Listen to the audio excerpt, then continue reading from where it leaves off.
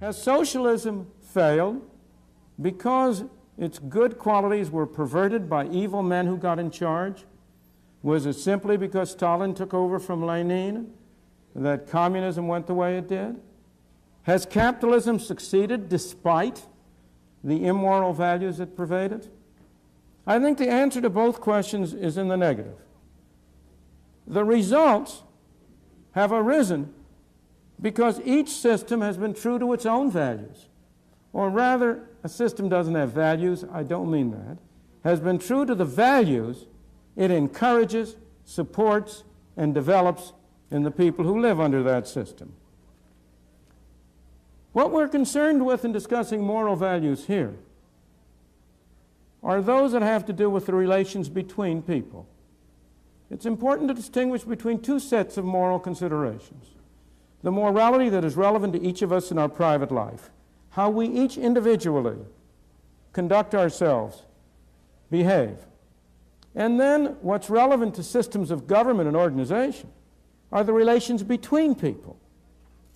And in judging relations between people, I do not believe that the fundamental value is to do good to others, whether they want you to or not. The fundamental value is not to do good to others as you see their good. It's not to force them to do good. As I see it, the fundamental value in relations among people is to respect the dignity and the individuality of fellow men. To treat your fellow man not as an object to be manipulated for your purpose, but to treat him as a person with his own values and his own rights, a person to be persuaded, not coerced, not forced, not bulldozed, not brainwashed. That seems to me to be a fundamental value in social relations. Whenever we depart from voluntary cooperation and try to do good by using force, the bad moral value of force triumphs over good intentions. And you realize this is highly relevant to what I am saying, because the essential notion of a capitalist society, which I'll come back to, is voluntary cooperation, voluntary exchange. The essential notion of a socialist society is fundamentally force.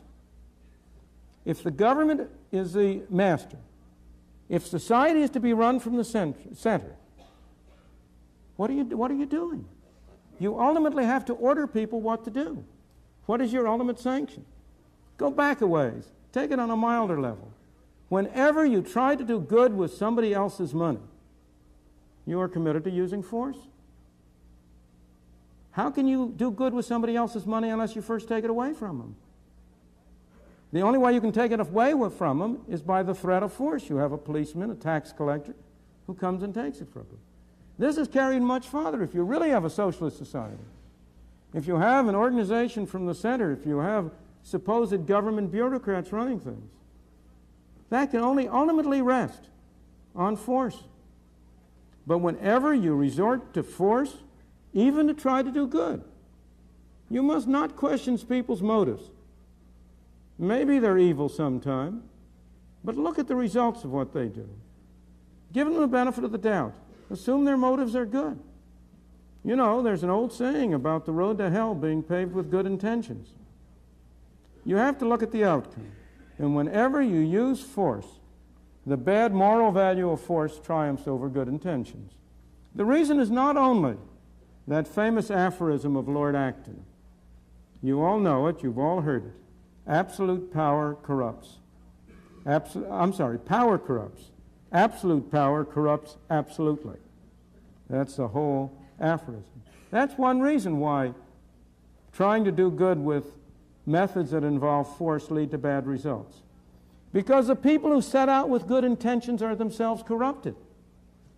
And I may add, if they're not corrupted, they're replaced by people with bad intentions who are more efficient at getting control of the use of force. But also, the fundamental reason is more profound.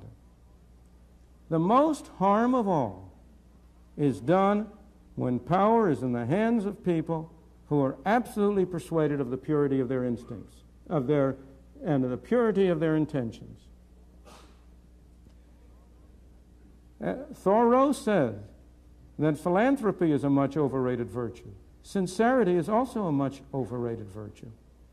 Heaven preserve us from the sincere reformer who knows what's good for you and by heaven is going to make you do it whether you like it or not. That's when you get the greatest harm done. I have no reason to doubt that Lenin was a man whose intentions were good. Maybe they weren't. But he was completely persuaded that he was right, and he was willing to use any methods at all for the ultimate good. Again, it's interesting to contrast the experience of Hitler versus Mussolini. Mussolini was much less of a danger to human rights because he was a hypocrite. Because he didn't really believe what he was saying. He was just in there for the game. He started out as a socialist. He turned to a fascist. He was willing to be bribed by whoever would bribe him the most. As a result, there were at least some protections against his arbitrary rule. But Hitler was a sincere fanatic. He believed in what he was doing, and he did far greater harm.